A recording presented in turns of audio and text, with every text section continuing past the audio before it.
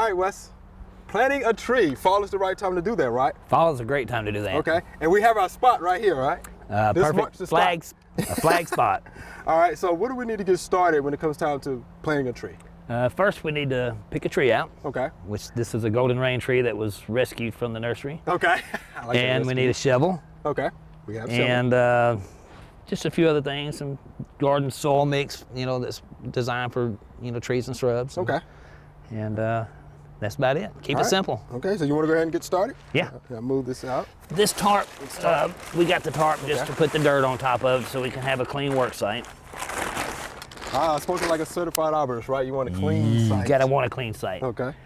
You want your planting hole depth just about even with the soil level in the pot. Okay. And you'll notice in this pot, it's a container tree. And there's other types of planting procedures also, planting styles. You can have a ball and burlap, a container grown tree, or even a bare root tree. I prefer bare root, it's easier. Okay. Yep, so we're gonna go about that depth right there. And one of the things that I wanted to mention about these container grown trees is, like this one here, it's been at the nursery for quite some time. These straps that are on here have almost girdled it. And you can see where there's indentions there. Yeah. The tree will recover. Like I said, we rescued this tree. Okay. And I would imagine here in the next couple of years, this is going to be a beautiful tree. This is where we want to plant it. This is where we're going. Our depth again is like so. Okay. Our planting hole will be slightly shallow, so the flare of this tree will be standing up above the ground level. Because we need to see the root flares, right? I want people to understand that. You need to see the root flare. You don't want to bury that root flare. Okay. It's a different type of tissue on the outer part of the bark that's not that is exposed to the elements versus what's down below the soil. Good deal. And this ground is extremely hard. We may not get this tree planted today. Go give you a good workout. You want to go ahead and remove this for you? Sure. All right. This is a typical construction site though, where the soil has been changed, modified, so to speak. Now, do you believe in shaving the size? I know some people do that. How do you feel about that? If you shave it, say like if you planted the tree with a tree spade, those blades that go down kind of glazes the edges of that soil. Yeah, I've seen that done. And so we kind of like to chop it up a little bit. Okay. Because you want to make sure those roots, right, will get out. You want to make sure those roots have room to expand and grow outward. And since we know that container is flat on the bottom, we're going to make this flat on the bottom too. All right. We don't want to add a lot of this soil mix to the bottom. With this dense soil that you have here now, if we put this garden soil mix in the bottom of this planting hole, it's going to hold too much water. Right. And the tree will succumb to lack of oxygen. Okay. We're somewhere in that area right there. Yeah. I would say that we're right there at it. All right. Now, I'm not going to just pull this out of the bucket. It's been in here so long. Okay. I'm going to take my my pruners, and I'm just going to cut this off. Okay, you need to hold it? I got it. Okay. There you go. Wow, that soil does look good, doesn't it? Yeah. Got a lot of feeder roots on here. You'll notice that these roots that are on here, these are the roots that do the absorption of the minerals and water and nutrients, whatever the. So I'm going to slice this up just a little bit. I'm not going to go crazy on it. Okay. This root right here that's growing around, that is an example of a girdling root, a root that has been confined in a growing space that's growing around the trunk of this tree. Sometimes they can graft themselves back into it, and sometimes it can cut out the sap flow to the circulation, for the rest of the tree. So I'll probably take and nip that right there. Okay. It's going to be fall soon. I'll go ahead and do that now.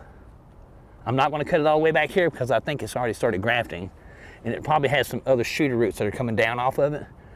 But let's do this, and we'll slow it down. Okay. I'm going to measure the planting hole. What do you think? That looks pretty good. I think we're right in there. All right. Now, let's point this tree in the direction that looks the most aesthetic at this point. What do you think? that direction. We got most of the foliage facing out the this parking way, lot. Yes, I would think so. I would. Okay, that looks good to me. I think it looks good. All right, I said that I was gonna do some Kind of slices break it up, right? on this right here. I'll bring out my little trusty pocket knife. You come prepared. Come prepared. I'm just gonna slice it. I'm not gonna go too crazy. Okay.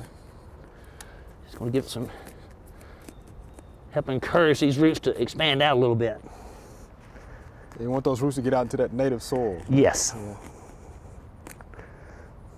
Now I can feel some serious roots inside this as I'm trying to cut. I bet this thing's been in this container for 2 years. All right, so it goes back into the... It goes back into the earth. Okay. And we gently tap this down in here to help the tree stay stable in the soil.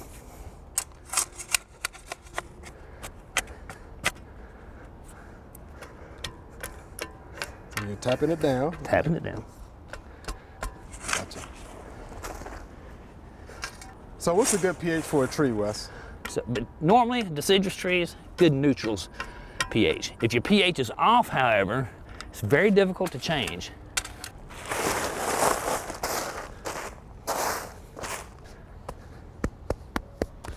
Looks good. Ta-da! Looks good. Now, back to the guy. These guiding straps. This, at the nursery, this is a good idea to keep this tree with a nice straight trunk.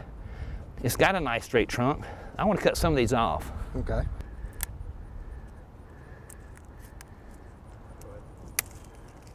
You know what, I've noticed that this is not connected at the bottom, so I want to take all these off. Okay. So this wasn't doing anything anyway. Yeah, it's just there. And let's add some of this. Number one, this is some good soil. Now, why are we adding the soil? For somebody who might be asking. It's going to break down and create nutrients for the tree. Not to mention that when you get through, it looks good.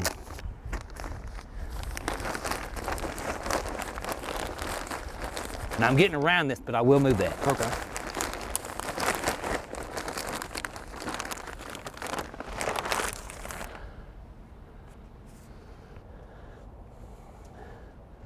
Keep our trunk flare exposed.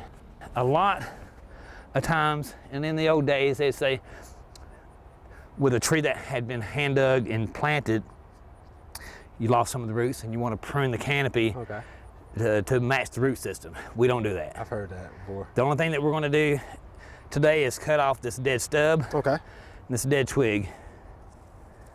And there's one at the top, so get this one up here first. Just give it a little clip.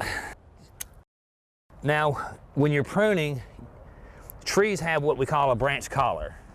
And that you just want to follow that flow of vascular tissue, and you have a swelling up around the branch right here. Okay. You want to cut just outside of that branch collar. Okay. Not too deep, not too flush. You don't want to damage that vascular tissue. Okay. And this is really easy to see. Get it? Yep, I just want to be gentle. Oh, there it goes. Yep. All right, Wes, we definitely appreciate that demonstration. That was some good information. And don't worry, folks, we will get it watered. It'll be watered. All right. Thanks a lot. You're welcome. Thank you. Thanks for watching the video. If you enjoyed it, please click the subscribe button below.